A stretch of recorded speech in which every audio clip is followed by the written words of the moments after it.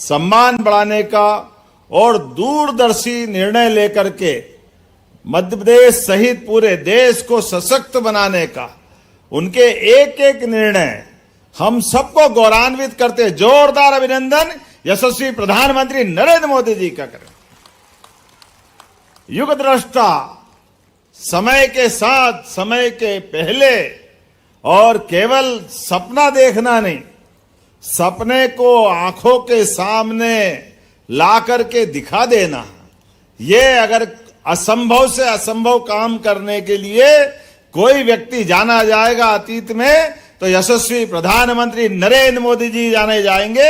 हमें इस बात की प्रसन्नता। आप बताइए कितने प्रकार से कोई काम कर सकती सरकार।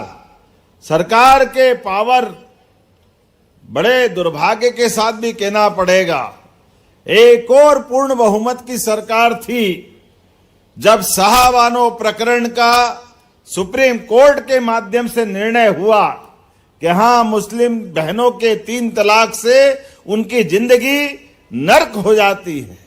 जब बहनें विवाह करके, शादी करके अपने घर जाती है, ऐसे समय में जब बहनों के लिए 1 बालक, 2 बालक और परिवार बस जाता है, ऐसे समय में केवल 3 शब्द बोल देने से एक तरह से आसमान फट पड़ता है, भारी कष्ट होता है। लेकिन जो निर्णय सुप्रीम कोर्ट ने भी किया, लेकिन दुर्भाग्य के साथ बोलना पड़ेगा, हमारी लोकसभा ने उस निर्णय को बदल करके बहनों के लिए वास्तव में वो फिर गलत मार्ग दिखाया, जिसके कारण से हमारा लोकतंत्र पे और बहनों के प्रति वास्तव में अपराध जैसा घटनाक्रम था।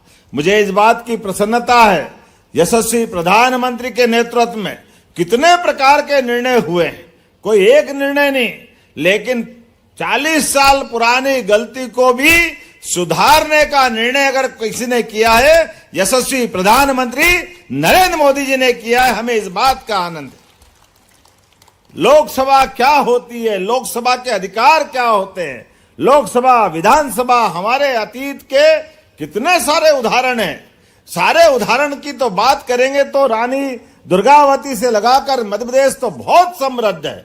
अकबर के सामने जो कभी नहीं झुकी, 52 युद्ध में लड़ते लड़ते आखिरी युद्ध में अपने प्राणांत करते हुए भी मध्य प्रदेश सहित देश को गौरवान्वित करने वाली धरती रानी दुर्गावती की धरती हमारी है, मध्य प्रदेश की धरती है। रानी झांसी, अरे नाम लो तो इतने नाम है, कोई अहिल्या माता का नाम हमारी शोभा दीदी ने बताया ही सही। सच में मंत्री, हमारी शिक्षाविद, हमारी महापौर, विधायक, पूरे मंच के लिए जोरदार अभिनंदन। इतनी बार नाम ले लिएगा, टाइम बचाना पड़ेगा। सच में हमारी सारी बहनों से समृद्ध और ये सभागार में मौजूद समस्त अतिथिगण, आगंतुक अतिथिगण और सारी बहनें, हमारी सरकार के बनने के बाद हमने भी बहुत सारे निर्णय किए, लेकिन मुझे गर्व है हमारी अहिल्या महारानी की 300वीं जयंती मनाने का भी गौरव मध्य प्रदेश सरकार को मिला है। इस बात को भी हम भूलेंगे नहीं। जिनने अपने शासन की व्यवस्था में, शासन के सूत्रों के माध्यम से, यद्यपि शासन तो उनका केवल 5 जिलों में था, लेकिन सांस्कृतिक राष्ट्रवाद की भावना के बलबूते पर मुगल सत्ता के उस दौर में भी लगा के बनारस में बाबा विश्वनाथ का मंदिर बनना चाहिए तो गंगा के किनारे घाट भी बनाया और बाबा विश्वनाथ का धाम का आनंद भी आया। और केवल बाबा का नहीं, सभी 12 ज्योतिर्लिंग, 52 शक्तिपीठ, जहां जहां 4 धाम की यात्रा जाती है, प्रत्येक स्थान पर अन्न क्षेत्र, पीने के पानी की व्यवस्था, रुकने के धर्मशाला की व्यवस्था, सारे प्रबंधन शासन के सूत्र बहनों के हाथ में आते हैं तो कितने प्रकार से काम किए जा सकते हैं। ऐसे कई उत्कृष्ट उदाहरण उनके भी भरे पड़े हैं। मुझे मालूम है आज आपके बीच में ये सारे विषय आए, लेकिन वाकई में अगर मैं राजनीतिक यात्रा के बाद से हमारी बहनों को याद करूंगा तो आज हमारे बीच इसी राज्य से हमारी लोकसभा की अध्यक्ष रही हमारी बहन सुमित्रा जी के लिए भी जोरदार अभिनंदन करो। उन्होंने अपने सत्र का संचालन, लोकसभा का संचालन करते हुए भारत की लोकसभा में जिस प्रकार से उनने काम किया, माननीय प्रधानमंत्री जी ने उनको भी पद्म पुरस्कार दिया है। यह हमारे लिए सौभाग्य की बात है।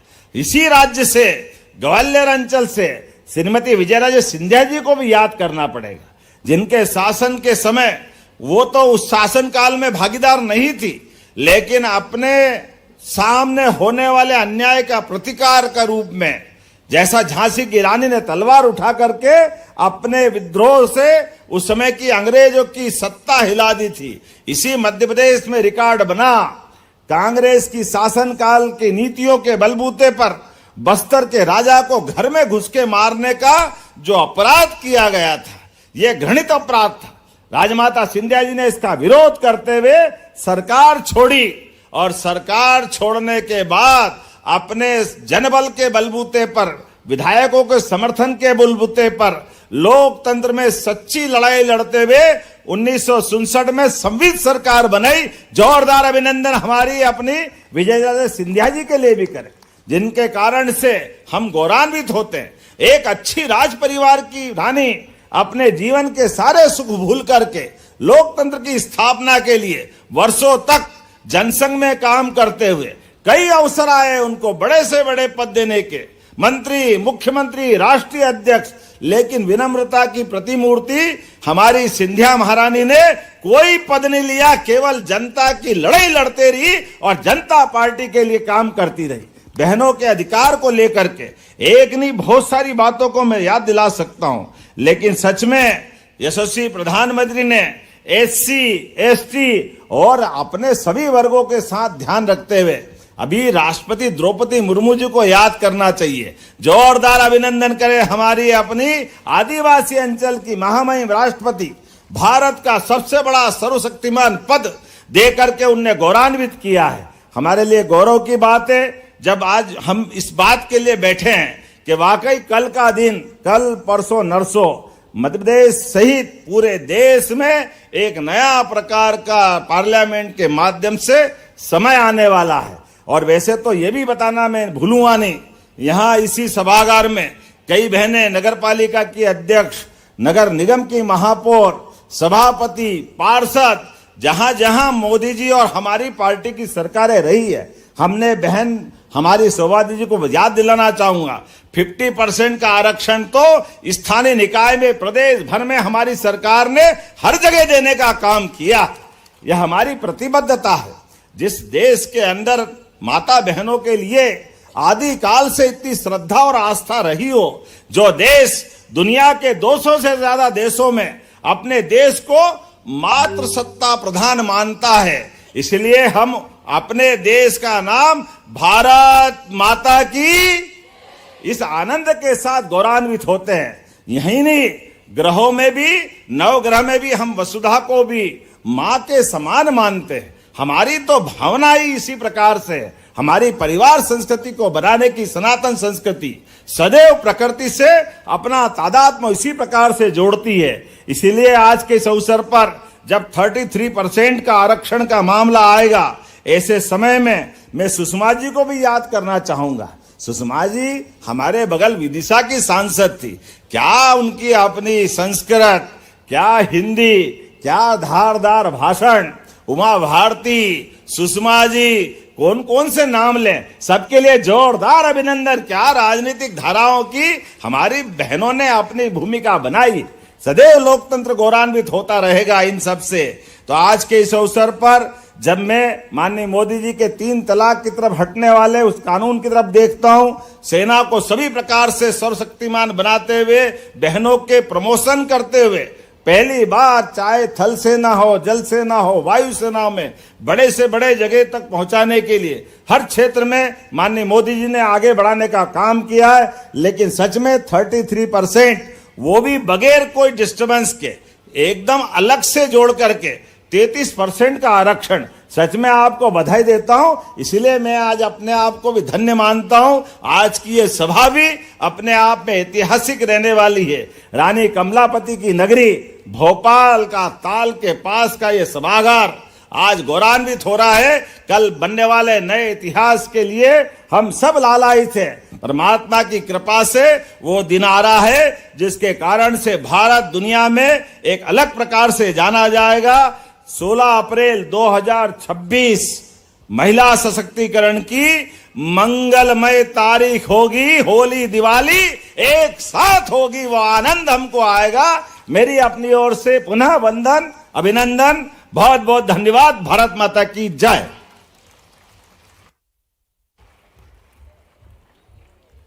हार्दिक धन्यवाद माननीय मुख्यमंत्री जी, आपके विचारों की रोशनी से निश्चित ही हमारी मातृशक्ति का मार्ग आलोकित हुआ। बहुत आभार, बहुत बहुत धन्यवाद माननीय। बड़ी संख्या में महिलाओं की मौजूदगी कार्यक्रम को आगे की ओर ले जाते हुए अब हम समापन की ओर लिए चलते हैं। भोपाल में और अब क्रम है जब आप सभी की ओर से माननीय मुख्यमंत्री जी को हम स्मृति चिन्ह भेंट कर रखे हैं। इस अवसर पर माननीय मुख्यमंत्री जी को स्मृति चिन्ह भेंट करने के लिए हम आग्रह करते हैं। छोटी टेकाम कृपया पधारें और माननीय मुख्यमंत्री जी को गोंडी चित्रकला जो आपने अपने हाथों से बनाई है, ये कलाकृति माननीय मुख्यमंत्री जी को भेंट करें। कला पथिक हमारे बीच में है छोटी टेकाम, जिन्होंने ये कलाकृति स्वयं बनाई है और आज माननीय मुख्यमंत्री जी को आप सभी की ओर से स्मृति चिन्ह भेंट कर रही हैं। इसी क्रम में सुशीला मरावी जी से हमारा आग्रह, श्रीमती संपत्ति उइके माननीय मंत्री मध्य प्रदेश शासन लोक स्वास्थ्य यांत्रिकी, आपको स्मृति चिन्ह भेंट करें। छोटी टेकाम जी आपसे ही हमारा आग्रह, सुश्री निर्मला भूरिया जी माननीय मंत्री मध्य प्रदेश शासन, आपको स्मृति चिन्ह भेंट करें।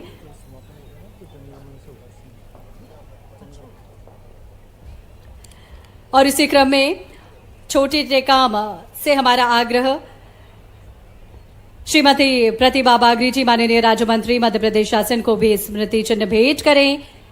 इसी क्रम में श्रीमती कृष्णा गौर माननीय राज्य मंत्री स्वतंत्र प्रभार मध्य प्रदेश शासन, आपको स्मृति चिन्ह भेंट करें। श्रीमती राधा सिंह माननीय राज्य मंत्री मध्य प्रदेश शासन पंचायत एवं ग्रामीण विकास विभाग, आपको भी स्मृति चिन्ह भेंट करें। श्रीमती मालती राय माननीय महापौर भोपाल, आप तस्वीरें भोपाल से आप देख रहे हैं। नारी शक्ति वंदन प्रोग्राम आयोजित किया गया है भोपाल में।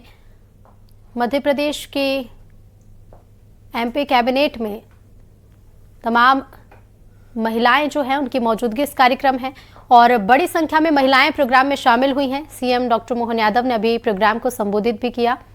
तस्वीरें लाइव भोपाल से, जहां नारी शक्ति वंदन प्रोग्राम आयोजित किया गया है। बता दें पूरे देश भर में नारी शक्ति वंदन सम्मेलन का आयोजन किया जा रहा है। आज मध्य प्रदेश में भोपाल में प्रोग्राम आयोजित किया गया है। इसके पहले इंदौर के साथ साथ पूरे देश भर में कई जगह पर सम्मेलन का आयोजन हुआ और तस्वीरें भोपाल से आप देख रहे हैं।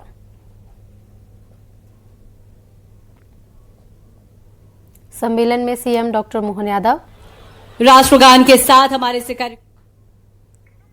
और तो सम्मेलन में सीएम डॉक्टर मोहन यादव शामिल हुए हैं। राजधानी भोपाल में प्रोग्राम आयोजित किया गया है। बड़ी संख्या में महिलाएं इस प्रोग्राम में शामिल हुई।